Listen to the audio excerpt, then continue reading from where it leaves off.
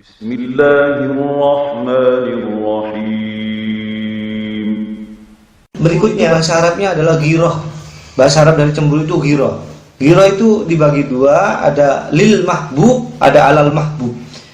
Lil mahbub ini adalah cemburu untuk membela orang yang dicintai.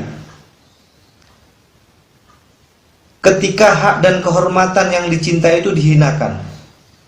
Misalnya ketika Allah dan Rasulnya dihina, maka yang bersangkutan atau kita itu cemburu dengan membelanya. Nah, ini cemburu lil mahbub.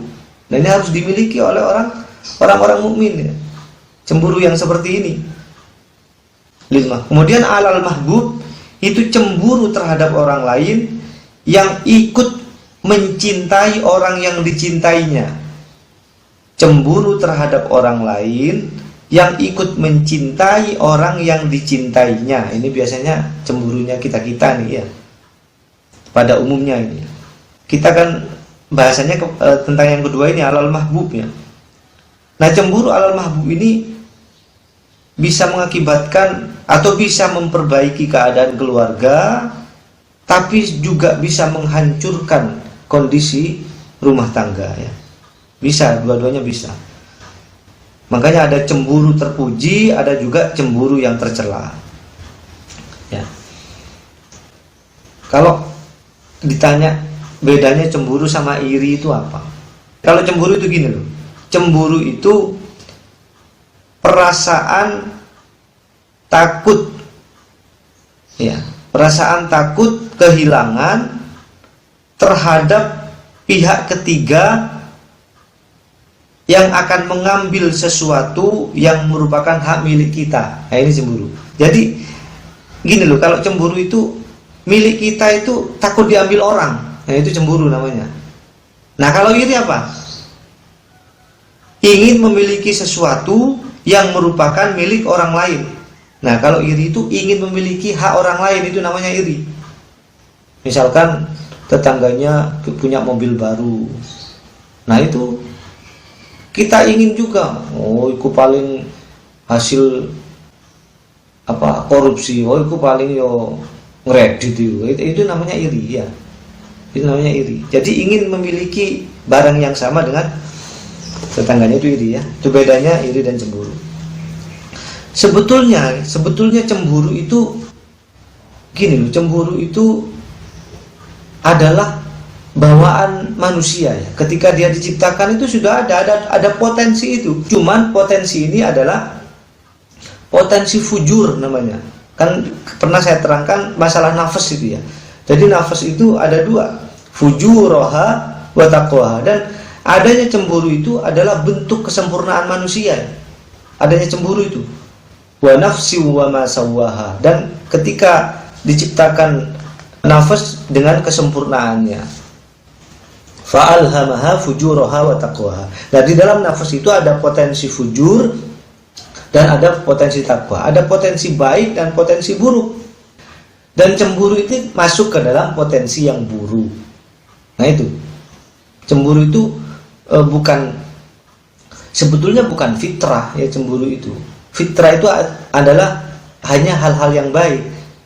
Ya, memang bawaan manusia dari lahir itu cemburu, tapi bukan potensi yang baik. Kalau potensi baik itu seperti sabar, kemudian jujur, apalagi. Kemudian yang potensi fujurnya itu misalkan iri, dengki, riya itu ya. Itu potensi fujur. Nah, cemburu itu masuk ke dalam fujur ya. Kalau kita gak bisa mengelola cemburu ini, maka dia akan membuat kehidupan kita itu menjadi berantakan, membuat hidup kita itu menjadi capek. Cemburu itu capek, cemburu itu melelahkan, cemburu itu melalaikan. Ya, itu cemburu itu. Tapi juga kalau kita bisa mengelola, maka cemburu ini bisa mengendalikan ya, mengendalikan nafsu cemburu itu bisa membangun cinta ya. Cemburu itu, makanya ada ungkapan cemburu itu tandanya cinta kan itu kan.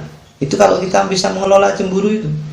Cemburu itu tandanya cinta, cemburu itu tandanya sayang, cemburu itu indah kan gitu ya, indah-indah selama dalam batasnya. Tapi kalau sudah keluar batas, Maka cemburu itu bukan tanda cinta, tapi cemburu itu bisa membunuh cinta, ya. Dalam hadis riwayat Bukhari dari Sa'ad bin Ubadah, dia mengatakan begini, "Lau ra'aitu rajulan ma'amro'ati la darabtuhu bis-sayf." Sekiranya aku melihat istriku bersama laki-laki, maka sungguh akan kutebas laki-laki itu dengan pedangku. Kemudian ucapan itu akhirnya terdengar sampai ke Rasulullah. Kemudian Rasulullah bersabda, "La ana aghyaru minhu wallahu aghyaru minni." Sesungguhnya aku lebih cemburu daripada Sa'ad, dan Allah lebih cemburu daripada aku. Jadi barang siapa yang mengabaikan sifat cemburu yang bisa lebih menguatkan hubungan cinta antara suami istri, ya khususnya ya. Biasanya masalah cemburu itu tentang hubungan suami istri ya biasanya, tapi nggak mesti itu, anak-anak itu juga bisa cemburu ya, bisa cemburu. Tapi umumnya tentang ini ya. Maka barang siapa mengabaikan sifat cemburu yang bisa lebih menguatkan hubungan cinta antar suami istri, maka ia telah hidup dalam hati yang rusak dan melenceng dari fitrahnya. Ya mosok istrinya sama laki-laki lain gak cemburu, kan gitu ya. Ya rusak sudah hatinya kalau gitu. Ya. Dalam hadis riwayat Ahmad, sesungguhnya Allah tidak akan melihat kepada dayyut di hari kiamat dan tidak akan memasukkannya ke dalam surga. Apa itu dayyut? Dayyut itu adalah seorang laki-laki yang tidak cemburu kepada keluarga wanitanya atau kepada kerabat wanitanya. Misalkan kalau suami itu nggak cemburu ke istrinya ketika istrinya berbuat maksiat kepada Allah, atau seorang bapak tidak cemburu kepada anak perempuannya ketika anak perempuannya berbuat maksiat. Ya maksiat itu tidak lantas diartikan dengan zina gitu, enggak ya. Ya misalnya chatting sama laki-laki lain di belakang suaminya misalnya, terus habis itu keluar gak pakai jilbab, harus cemburu itu laki-laki ya. Atau istrinya ya pokoknya berbentuk maksiat kepada Allah lah, melanggar larangan Allah ya. Nah, makanya itu harus cemburu ya. Atau misalnya keluar rumah tidak menutup aurat, ya harus cemburu ya. Nah, bedanya atau lawan kata dayyut ini adalah al-ghayur, yaitu laki-laki yang tidak membiarkan keluarganya berbuat maksiat, lawan dari dayyut. Nah, ini membedakan cemburu yang wajar dan cemburu yang berlebihan. Dari Jabir, cemburu itu ada yang disukai Allah dan ada yang dibenci Allah. Yang disukai Allah adalah cemburu dalam hal-hal yang mencurigakan. Kalau ada hal yang mencurigakan, dia cemburu, gitu ya. Yang dibenci Allah adalah cemburu dalam hal yang tidak mencurigakan. Ya, nggak ada yang mencurigakan, cemburu ya. Itu melampaui batas. Ya, ada itu yang sampai kemarin saya baca di artikel atau di internet ya. Ada seorang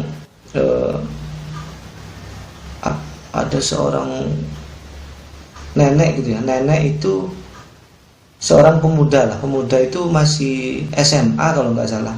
Menikah dengan nenek usianya kayak nggak salah 75 tahun ya neneknya itu ya. Nah itu ternyata setelah menikah laki-lakinya 18 tahun dengan 75 tahun. Nah ini si laki-laki ini cemburunya bukan main itu kepada si nenek. Habis menikah si nenek itu kalau si laki-laki ini keluar, dikunci rumahnya itu, nggak boleh tuh keluar rumah sama sekali. Nah ini kelainan, itu cemburu yang melampaui batas, jangan ya kayak gitu ya.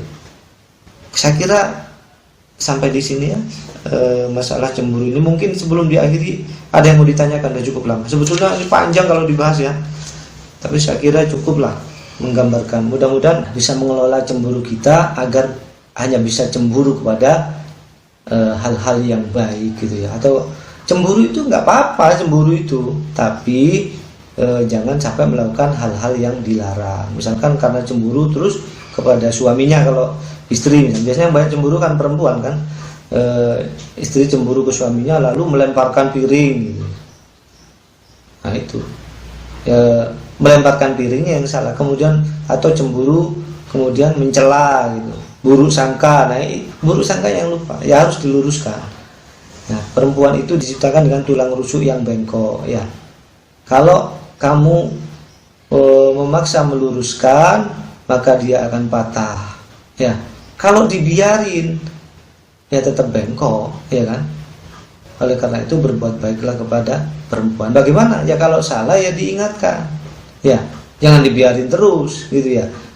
Tapi kalau cemburu itu nggak salah, cemburu gitu ya. Tapi kalau udah dimasuki oleh setan terus timbul suudzon, harus diingatkan. Seperti Nabi tadi memarahin Aisyah dan lain-lainnya ya. Ceramahnya ke laki-laki sih, laki-laki kan lebih banyak akalnya, jadi jarang cemburu ya, sering cemburu perempuan biasanya. Pelajarannya kalau bagi laki-laki itu, kalau istrinya lagi cemburu ya jangan langsung dimarahi, lihat-lihat. Kalau sudah timbul suudzon ya dinasehati. Jadi marahnya bukan ini ya, tapi marahnya karena sayang, kasihan kepada istrinya karena terjatuh kepada maksiat. Dosa besar buruk sangka itu, mencela juga dosa besar ya. Begitu ya. Mudah-mudahan Allah melindungi kita dari potensi cemburu ini, potensi, kalau saya bilang potensi fujur ya, potensi buruk cemburu ini yang bisa menjerumuskan kita ke dalam hal-hal yang nggak baik ya. Nah ini ya, kalau lagi cemburu kepada seseorang ya dikendalikan cemburu itu. Misalnya cemburu kepada si B, nah, sudah si B itu kasih uang 1, saya cemburu kepadamu, oleh karena itu saya menghadiahi kamu dengan uang 1 juta. Nah itu baru bisa mengendalikan cemburunya.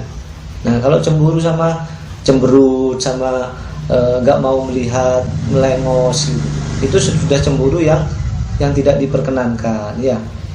Ya bukan cemburunya yang tapi langkah berikutnya itu loh yang membuat tidak baik ya. Laki-laki juga gitu, harus cemburu kalau istrinya lagi mencurigakan gimana, harus cemburu, harus tabayun itu ya. Ada apa ini gitu ya, kamu kok duduk berdua sama laki-laki lain sih gitu. Lah harus cemburu, laki-laki itu wajib itu cemburu ya. Itu dayut namanya kalau nggak cemburu ya, begitu. Atau istrinya keluar rumah yang belum pakai jilbab, suruh pakai jilbab, harus cemburu. Kalau belum bisa pakai jilbab ya dilatih, ayolah Bu, masa gak pakai jilbab terus gitu loh ya, ayo latihan pakai jilbab ya. Kalau sudah pakai jilbab, jangan keluar rumah gak pakai jilbab ya tegur, loh kok keluar gak pakai jilbab sih, udah keluar ke jalan-jalan di mall gak pakai jilbab ya. Kalau ke masjid pakai jilbab ya. Dulu kalau zaman dahulu kan gitu, kalau pengajian pakai jilbab ya, kalau kerja enggak ya. Kalau zaman dulu gitu, jadi jilbab itu hanya di masjid aja ya. Saya kira itu ya. Alhamdulillahi Rabbil Alamin.